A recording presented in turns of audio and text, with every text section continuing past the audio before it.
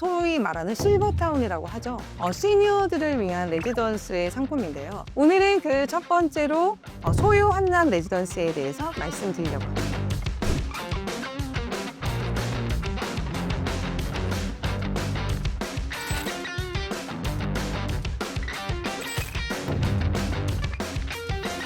그동안의 하이엔드 시장을 아시는 분들은 갑자기 좀 뭔가 좀 새로운 게 나왔네 라고 생각하실 수도 있는데, 코로나 이전 한 19년, 20년 초반부터는 갑자기 하이엔드에 이제 붐이 불기 시작을 하면서 하이엔드 오피스텔의 전성시대였습니다. 돈도 많이 풀렸고 그러다 보니까 부동산 시장이 되게 화랑기였는데요. 그때 오피스텔이 우후죽순 강남하고 여러 군데가 생기면서 굉장히 호황이었다가 공급비 과잉이 되고 경기가 이제 안 좋아지면서 사실 그 시장은 지금 거의 다 죽었다고 볼 수 있습니다. 그런 이후에 또 그때 같이 맞물려서 100억, 200억대 하는 고급 하이엔드 아파트들, 더팰리스 73이라든가 더피크 도산, 라브르, 에테르노 등등등 여러 가지의 30세대 언더의 하이엔드 아파트들이 굉장히 또 이제 선을 많이 보였었는데, 또 아쉽게도 지금까지 이어져서 가고 있는 상품은 라브르와 에테르노 말고는 다 PF 이슈로 프로젝트가 멈춰진 상황입니다. 원래 시니어타운 하면 딱 생각이 나는 것들은 더 클래식 500을 생각을 하실 거예요.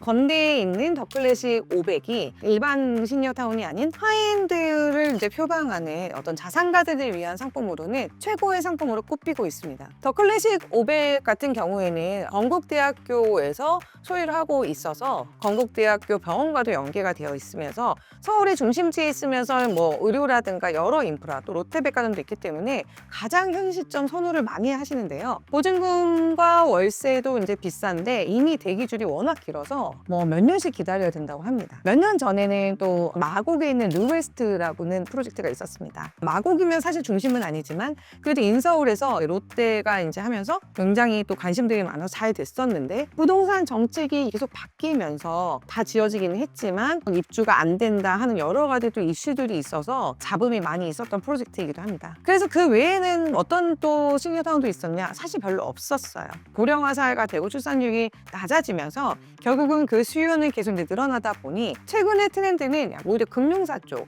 하나은행이라든가 KB라든가 이런 쪽에서 평창동, 서울 경기 약간 외곽 쪽에 직접 운영을 하고 있는 시니어 레지던스가 되게 인기가 많다고 합니다. 그래서 이것도 어차피 본인들의 고객을 잡으면서 서비스를 제공하기 때문에 다른 금융사 쪽에서도 시니어타운에 대해서 굉장히 공들여서 확장해 나가고 있는 추세인데요. 자, 이렇게 보면 서울의 한가운데에 있는 시니어타운 같은 경우는 더 클래식 500 말고는 없는 상황입니다. 약간 건대도 동쪽에 있잖아요. 서울에서도 최중심인 한남동, 서울 용산구 한남동에 소유 한남 레지던스가 들어서게 됩니다. 그래서 이 부분에 대해서는 한남동이야 라는 말에서 벌써 그레이드가 다르겠구나 라고 생각을 하실 텐데, 그레이드가 다릅니다. 첫 번째 입지로는 한남동에서의 가장 비싼 아파트인, 거의 서울? 아니요, 우리나라에서 가장 최고급의 비싼 아파트로 속하는 한남더일과 나인원 한남이 있는데, 나인원 한남의 뒤쪽에 바로 맞닿아서 있습니다. 그렇기 때문에 나인원 한남을 잇는 결을 좀 이어가는 약간 그런 느낌이 있을 것 같습니다. 소유 한남 레지던스의 위치는 한남동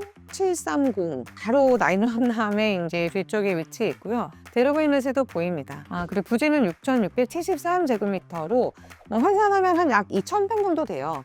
2,000평 정도의 땅에 총 3개 동이 지하 5층에서 지상 7층까지 높이 제한이 있는 곳이어서요. 7층까지로 해서 총 세대수는 111세대가 들어선다고 합니다. 3월 초에 정식적으로 갤러리라든가 홍보 활동, 마케팅이 시작이 돼서 고객 여러분들도 가서 보실 수가 있으신데요. 되게 관심이 많으시겠지만 금액이 어마어마합니다. 보증금이 약 한 5, 60억에서 월 임대료가 600에서 800만 원 정도 될 거라는 그런 이야기가 나오고 있습니다. 일반적인 한남동에서는 사실 500만 원 언더로도 한 300만 원 이렇게만 해도 투룸 정도 갈 수 있는, 600에서 800만 원이면 싼 거 아닌가 하지만 앞에 붙은 보증금이 5억이 아니라 5, 60억대이기 때문에 정말 아주 초보 자산가들이 아니시면 들어가기는 좀 굉장히 쉽지는 않으실 거예요. 그 정도의 그레이드에 맞춰서 아마 준비한 게 아닌가 싶습니다. 그럼 이 소유 한남의 시행은 그럼 누가 하느냐? 무신사가 한다던데? 근데 이제 확인을 해보니 무신사의 대표이신 조만호 대표님의 개인 회사를 통해서 직접 시행을 하고 있다고 합니다.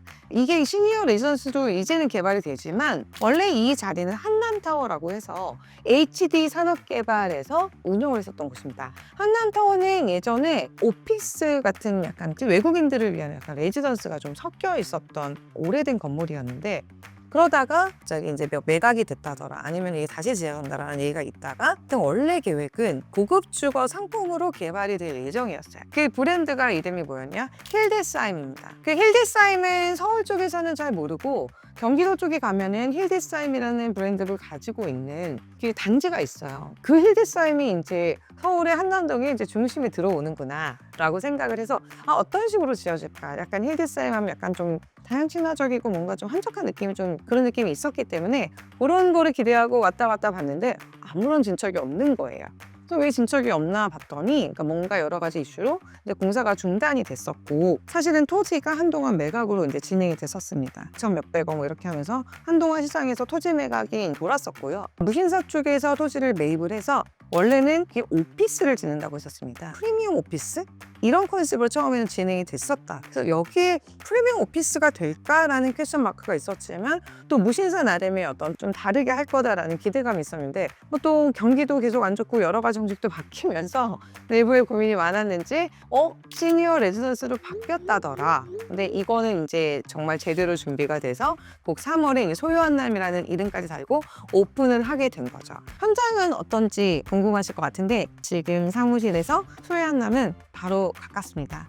걸어서 한번 제가 가보도록 하겠습니다. 소유한남 레지던스의 현장에 나왔습니다. 지금 보시면 소유한남 레지던스 신축 사업이라고 보이고요.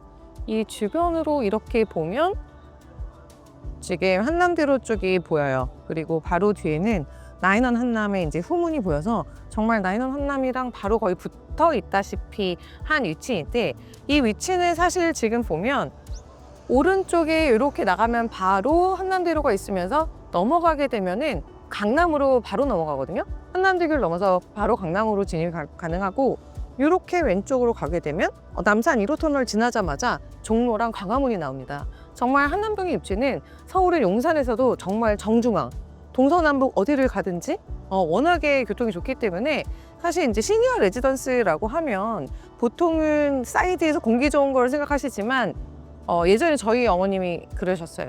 뭐라고 하셨냐? 야, 나이가 먹을수록 도심에 살아야 된다.